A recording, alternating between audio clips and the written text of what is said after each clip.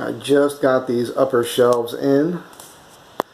This mantle came out of a 1920s house, actually across the street. So I had to mimic these pyramids. This thing never wants to focus when you want it to. So this riser has a compartment on the end, a little hidden space here. Kind of neat. It'll get trimmed out there. That's a floating shelf for the TV. This friggin' phone doesn't want to focus. So these boxes, okay, so there's a column on each end, then there's a box on top designed to protrude just like it does. They're hung on, there's a cleat on the wall with those. I actually used, I could probably show you what I used.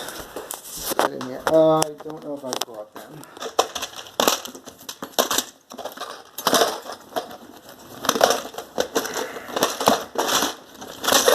Yeah.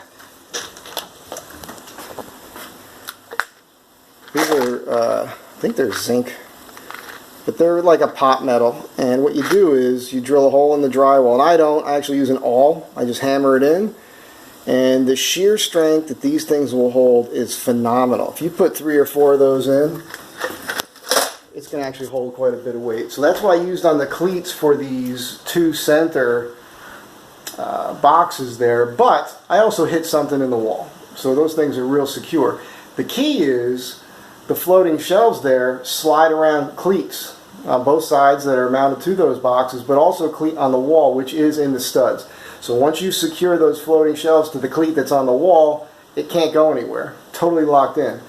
And these are really in there tight. There's a tiny little 1/16 of an inch gap in a couple spots, but that's nothing compared to how bad it could have been. Once this is stained and that's filled, you'll never see it.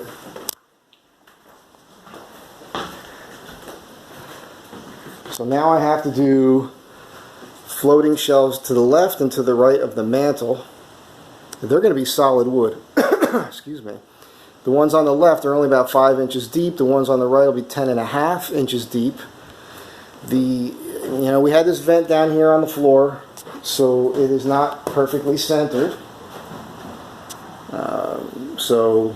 The ones on your right will be a little shorter in length, but you won't really notice it too much.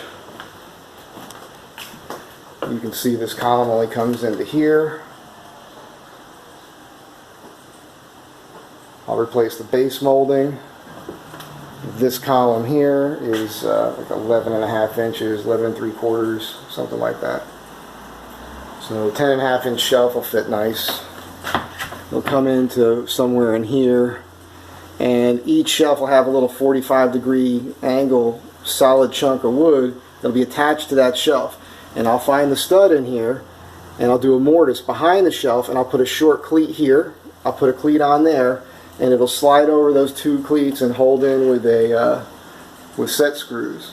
It can't go anywhere. And then on those triangles that are in here, on the outsides of them, I don't know, possibly on the outsides of them, I'll probably add these pyramids. I haven't really decided yet. But those things came out great. They match exactly to what's on here.